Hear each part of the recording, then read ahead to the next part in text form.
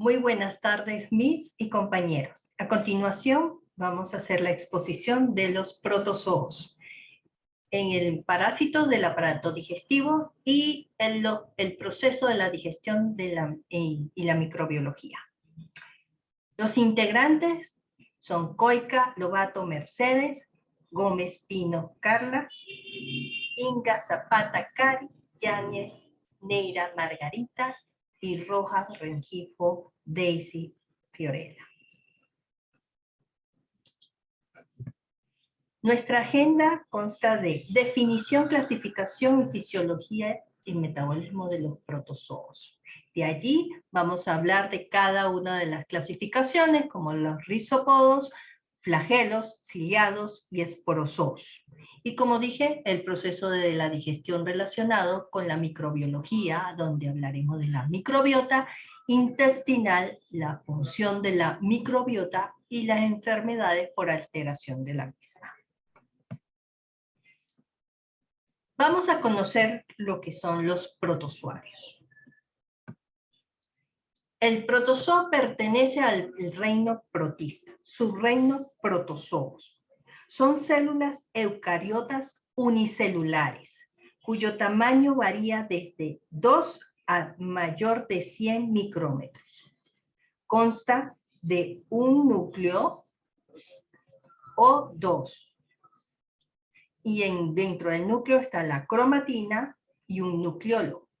Su citoplasma se dividen en dos.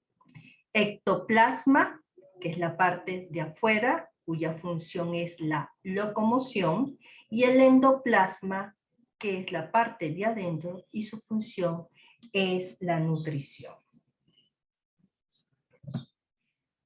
En la clasificación hablaremos según la clasificación, según su movimiento. Tenemos los ciliados, que su movimiento es a través de los cilios, que están distribuidos en hilera y tiene dos núcleos únicos. Un ejemplo de este tipo de parásito intestinal es el Balantidium coli. Los flagelados, su locomoción tiene uno o más flagelos. Ejemplo de esto es la Giardia lambda. Los rizópodos, sus movimientos son por pseudopodos, hacen una extensión de su protoplasma ya sea para moverse o para también nutrirse. El ejemplo típico es la entamoeba histolítica. Y los esporozoos, que son células inmóviles. Células inmóviles y que su ciclo de vida es un poco curioso y complejo porque alternan fases sexuales con asexuales. En esto tenemos como ejemplo el Blastocitos hominini, que es muy frecuente observarlo en la población, y el Cryptosporidium. A continuación, mi compañera Yáñez Neira Margarita va a hacer su exposición de rizópodos. Buenas tardes, profesora. Buenas tardes, compañeros. Le voy a hablar un poco de los rizópodos. También llamados como sarcodinos, son un conjunto heterogéneo de protozoarios unicelulares que están cubiertos por un caparazón. Estos son emitidos por los pseudópodos, apéndices deformables o más o menos hemíferos. Ahora hablaremos de la entamoeba histolítica. En base a la epidemiología, es cosmopolita y más frecuente en zonas tropicales. En base al mecanismo de transmisión, es el fecalismo. Vemos que en la epidemiología es una enfermedad causada por un parásito protozoario. Dentro de un grupo de los amebas humanos existen diversas especies parásitas. En eso vamos a ver lo que serían los trofozoitos y los quistes. En base a los trofozoitos son móviles, se alimentan de bacterias y tejidos que se reproducen y se colonizan en la mucosa del intestino grueso y a veces invaden en los intestinos y los órganos. En base a los quistes, estos son formados por heces y resisten la destrucción del medio ambiente externo. Siguiente, por favor, hablaremos un poco del ciclo vital.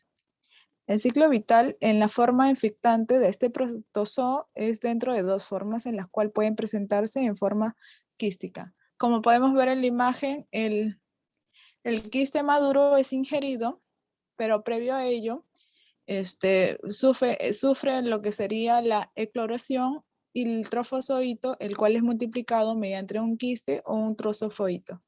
Es ingerido en el organismo, en base va bajando hacia lo que sería el intestino grueso y el intestino delgado, y es defecado mediante las heces, y así sí sigue lo que sería un ciclo. El hospedador humano puede liberar hasta 45 millones de quistes al día. Siguiente, por favor. Luego vemos lo que sería la patogénesis. La patogénesis se comporta habitualmente como un comensal, siendo su infección asintomática en el 90% de los casos, y es susceptible en la infección y se desarrolla y están influenciados mediante factores dependientes del huésped y del parásito en el medio ambiente. La desnutrición aumenta en base a la susceptibilidad. También existe una predisposición genética al ser desarrollada. Este posee un potente de actividad citotóxica que vendría a su capacidad para destruir los tejidos a través de una adherencia de células tanto blanco y proteólisis en el matriz extracelular de las células. Hablemos de la transmisión.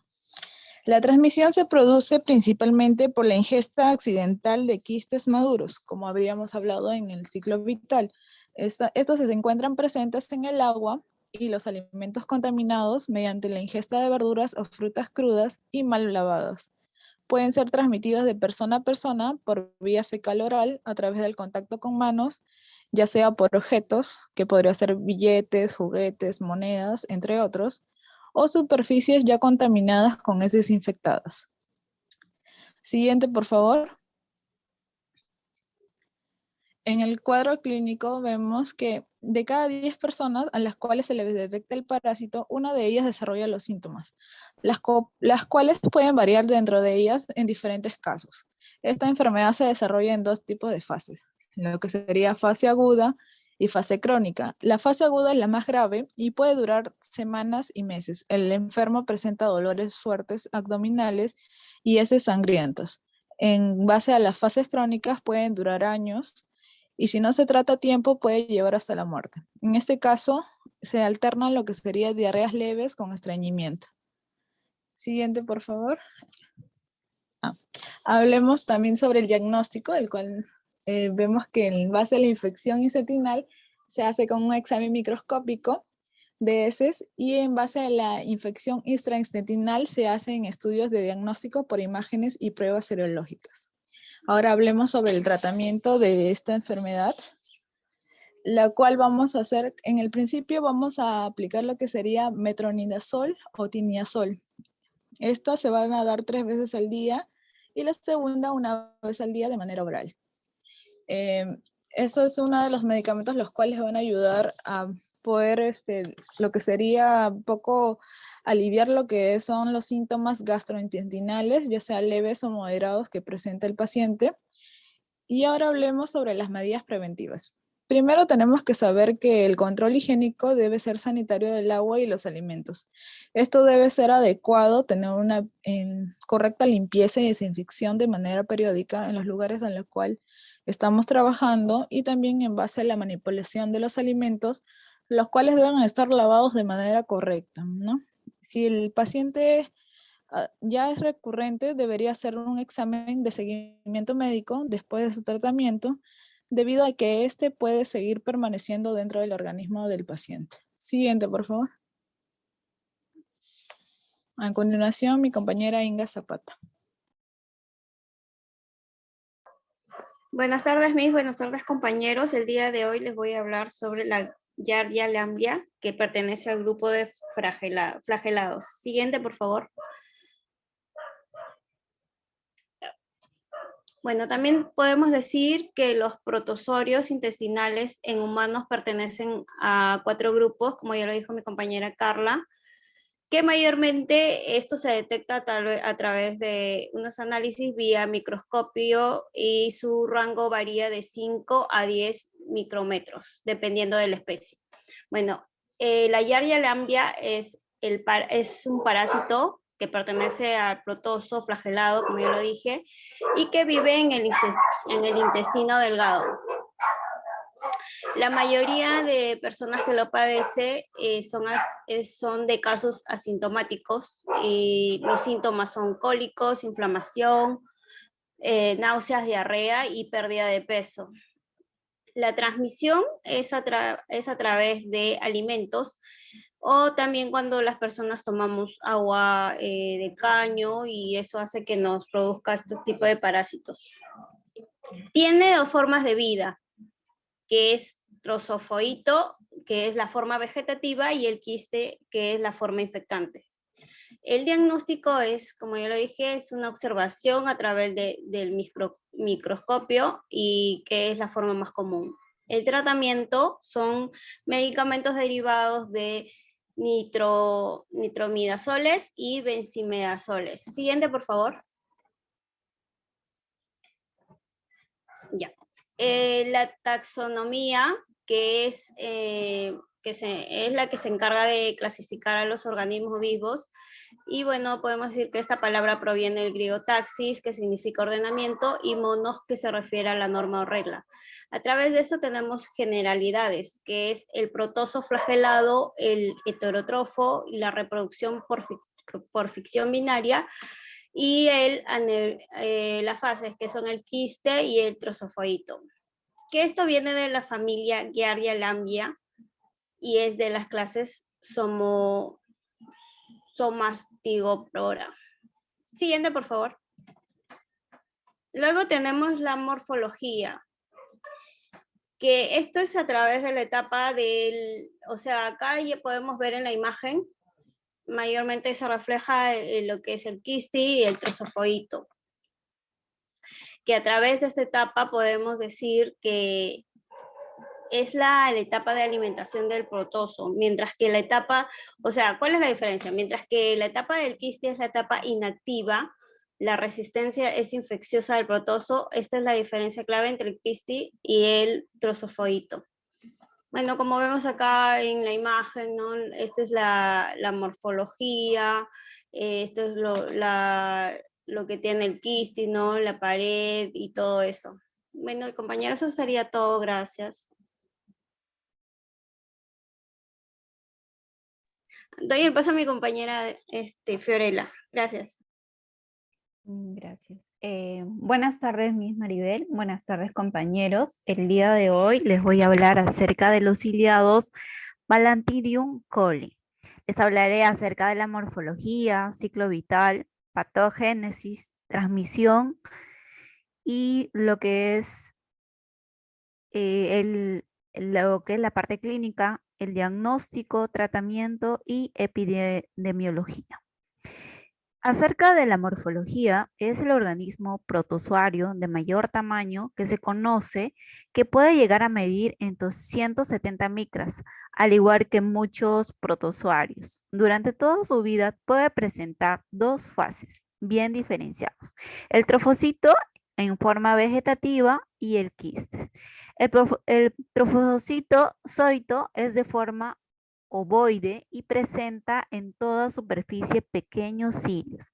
Asimismo, presenta una organización estructural un poco más compleja que otros protozoarios.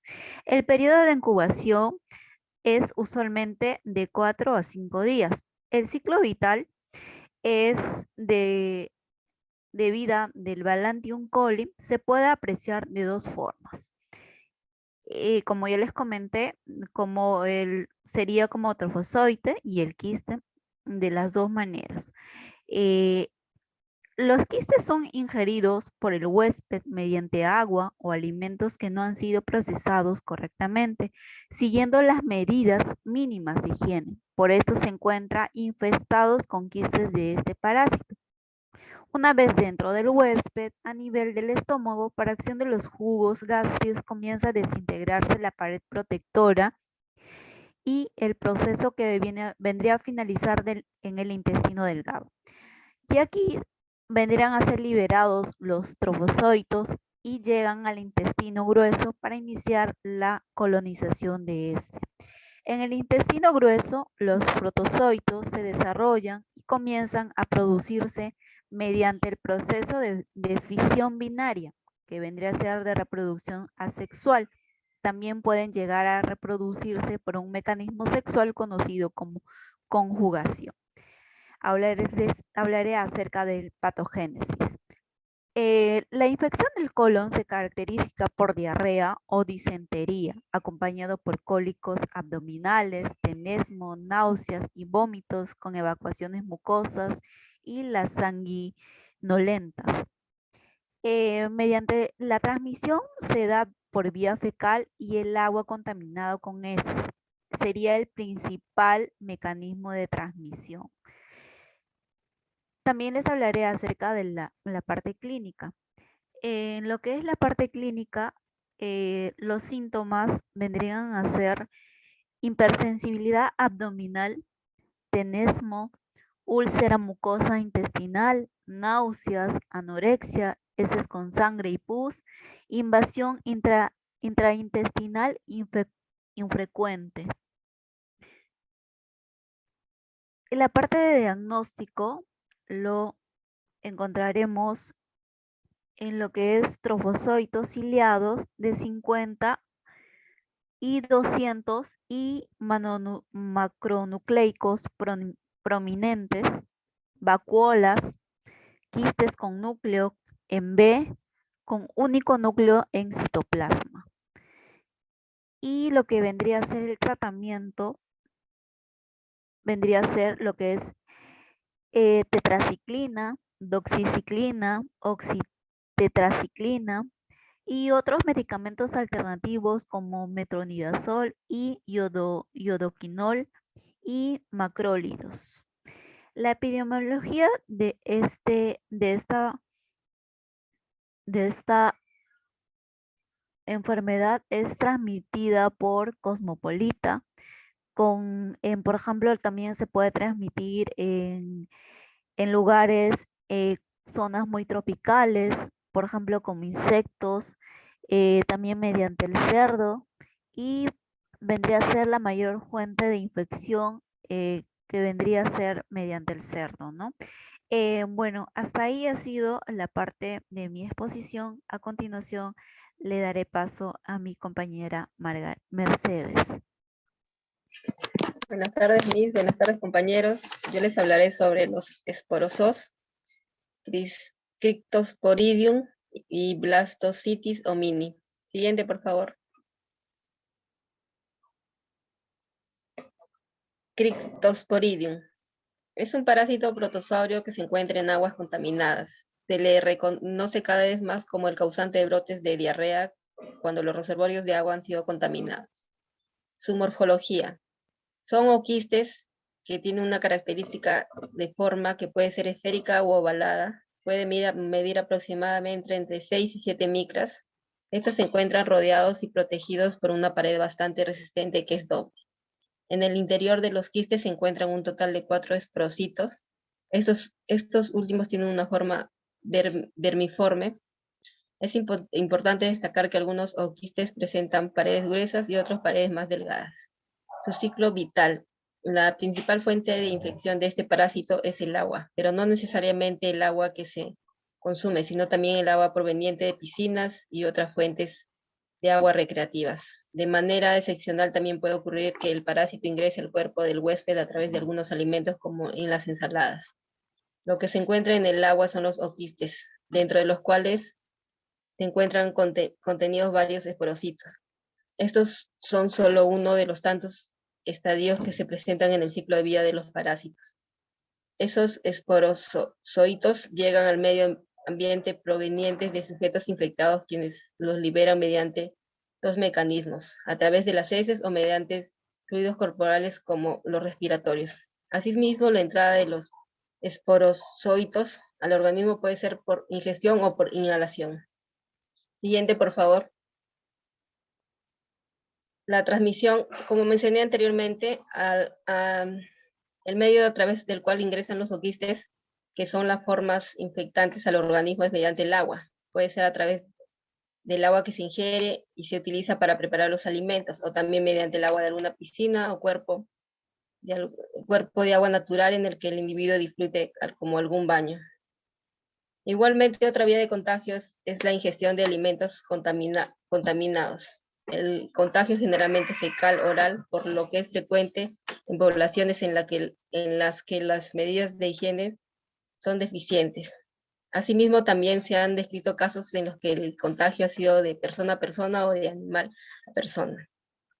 El cuadro clínico, el síntoma más común es la diarrea, que generalmente es líquida, con frecuencia acompañan a la diarrea dolores abdominales, y también se pueden presentar náuseas, vómitos, fiebre, dolor de cabeza y pérdida del apetito. La patogenia puede producirse en la infección por ingestión de oquistes, y el desarrollo de la enfermedad influye en la exposición previa al microorganismo y el estado inmunológico del sujeto infectado. Siguiente, por favor. Blastocitus hominis. Es un parásito microscópico que puede vivir en el tracto digestivo. Los investigadores no comprenden del todo el papel que cumple el blastocitis en causar la enfermedad, y es que cumple alguno. Algunas personas que experimentan diarrea, dolor abdominal u otros problemas gastrointestinales tienen organismos de blastocitis en sus heces. Sin embargo, por lo general, los organismos de blastocitis simplemente viven en el tracto digestivo de una persona sin causar daño. Su morfología, el quiste de pared gruesa, esférico o subesférico, que varía en tamaño de 6 a 40 micras, aunque con más frecuencia los que se encuentran en las heces miden de 5 a 15 micras. En las células epiteliales del intestino hay formas vaculares que originan microorganismos multivaculares o ameboides.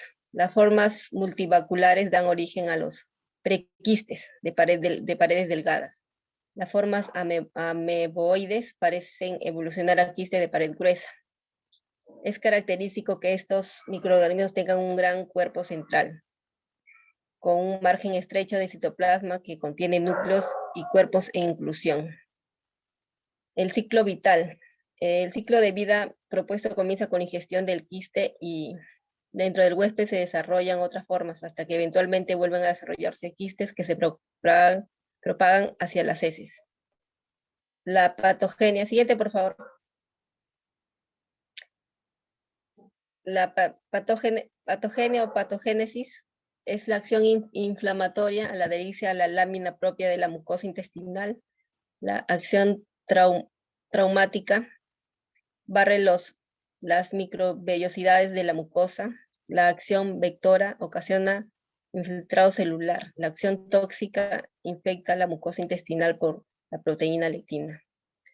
El diagnóstico se establece a través del análisis en microscopio de luz de muestras de heces disueltas en agua. La transmisión, ruta fecal oral, por agua, alimentos, manos contaminadas con heces. La epidemiología es de distribución universal con mayor prevalencia en regiones tropicales y ligada a un inadecuado saneamiento ambiental. Siguiente, por favor. A continuación, mi compañera Gómez Pino.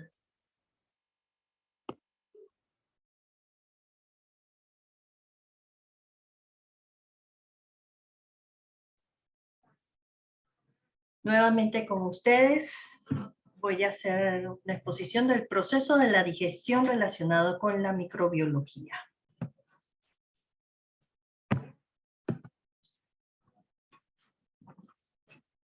El proceso de la digestión. A ver, vamos a hablar sobre el tracto gastrointestinal, que constituye el aparato de intercambio y comunicación del medio externo con el interno.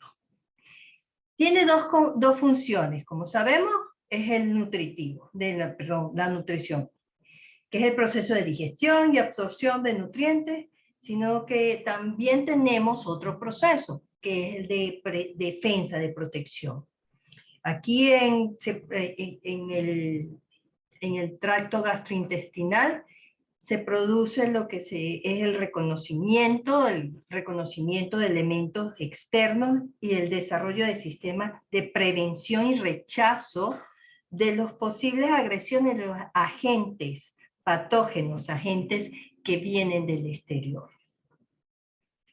Es por eso que hoy en día se sabe que no solamente trabaja el sistema digestivo, sino que está acompañado, que hay una simbiosis con lo que conocemos como la microbiota o la flora intestinal.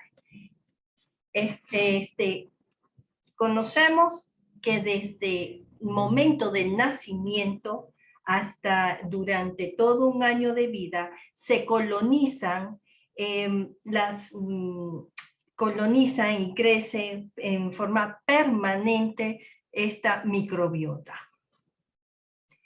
Podemos decir que estas que crecen, que nacen, que están a partir del nacimiento, se le llamaría especies nativas. Y tenemos en nuestro ecosistema intestinal también unos microorganismos, pero de tránsito. Son aquellas bacterias que vienen de paso y que entran, ingresan a nuestro sistema a través de los alimentos y las bebidas.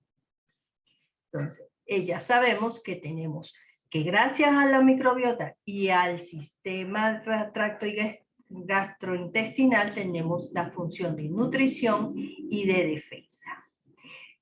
Aproximadamente hay de 100 billones de bacterias, de las cuales se conocen aproximadamente de 500 a 1000 especies que albergan todo en nuestro gastrointestinal. Pero la población varía desde el estómago, como verán, 10 a las 3 unidades formadoras de colonias por gramo de contenido, es baja en el nivel del estómago y de la porción del duodeno porque no toleran el pH gástrico y tampoco las enzimas. A medida que vamos avanzando a nivel del intestino delgado, va desde 10 a la 4 hasta las 7 unidades formadoras de colonias por gramo de contenido de bacterias. Y cuando llegamos, y en aquí mayormente las colonias son a predominio de gran negativo y aerobios obligados. Cuando llegamos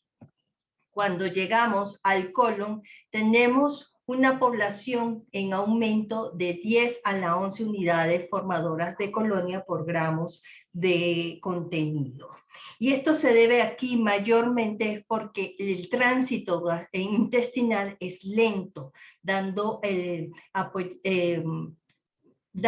favoreciendo a la proliferación de las bacterias, de esta microbiota. Y aquí va a haber la fermentación del sustrato disponible derivado de las dietas, de las excreciones endógenas y de los detritos celulares. Por eso se llama una simbiosis entre lo que sería las bacterias, la flora intestinal y el huésped. Hablemos de la función. Hablemos de la función del proceso, de la función de la microbiota. Tenemos una función de nutrición y del metabolismo. ¿Por qué? Pues es la microbiota donde aporta una variedad de enzimas y vías bioquímicas diferentes a la del huésped, a nosotros, a nuestro organismo, que produce, bueno, primero la recuperación de la energía a través de la absorción de ácidos grasos de cadena corta. Segundo, absorción del magnesio, calcio y hierro. Producción de vitaminas B, del complejo B, como sería el B12, biotina, ácido fólico y pantoténico, y también de la vitamina K. Formación o producción de aminoácidos, ¿a partir de qué? A partir del amoníaco o de la urea. También tenemos la función de protección. Aquí esto es muy importante porque gracias a este ecosistema se previene la invasión de agentes infecciosos o sobrecrecimiento de aquellas bacterias oportunistas, sobre todo las de tránsito, que están presentes en nuestro intestino y que evita o restringe su crecimiento. Es un efecto de barrera, este efecto de barrera en realidad se debe a la capacidad de esta flora de secretar una sustancia antimicrobiana que se llama bactericinas. Tenemos también una función trófica, que gracias a esta microbiota, nuestras células intestinales se han desarrollado, hay esa mucosa intestinal no se hipotrofia. Hay un experimento en ratones donde totalmente aséptica, no hay bacterias, no hay flora bacteriana en el intestino, las células intestinales no crecen. Ahí se vuelve una mucosa intestinal hipotrófica, perdiendo totalmente las funciones y como ya le expliqué, donde hay una función de esta microbiota de absorción, producción de energía, producción de aminoácidos, producciones de vitaminas, entonces ese huésped empieza a tener ciertas patologías de déficits nutricionales. Pasemos lo que es cuando esta microbiota deja de funcionar, cuando hay una alteración. Obviamente enfermedades diarreicas, sobre todo aquellas producidas porque larga ingesta de antibiótico altera lo que es la flora bacteriana y prolifera la flora patógena. Entonces vamos a observar enfermedades diarreicas. Cáncer, ¿por qué? Porque si hay una disposición genética en ese huésped y esto aunado a factores ambientales, alteraciones dietéticas, el estilo de dieta ricas en grasas saturadas, etcétera, comen en la calle. Entonces, si hay esa predisposición genética, se forma el cáncer. Translocación bacteriana. Aquí cuando hay una alteración, una disfunción de esta barrera, como dije anteriormente, una protección, cuando hay una disfunción, esta sería normal, pero hay aquí una anormalidad en esta barrera, las bacterias, sobre todo gram negativas y las bacterias aeróbicas obligadas, empiezan a pasar al torrente sanguíneo y cuando llega al torrente sanguíneo hablamos de una septicemia, llegando a tener después shock y fallo multiorgánico y de ahí, bueno, ya sabemos a la muerte. Tenemos otras alteraciones como la enfermedad de Crohn o la colitis ulcerosa, que es una predisposición del sistema inmunológico, es una enfermedad autoinmune. Entonces, autoinmune porque no hay un reconocimiento de nuestra flora bacteriana y bueno, hay la producción de anticuerpos contra en los tejidos intestinales. Hasta aquí es nuestra exposición, Miss. Espero que le haya gustado. Muchas gracias. Hasta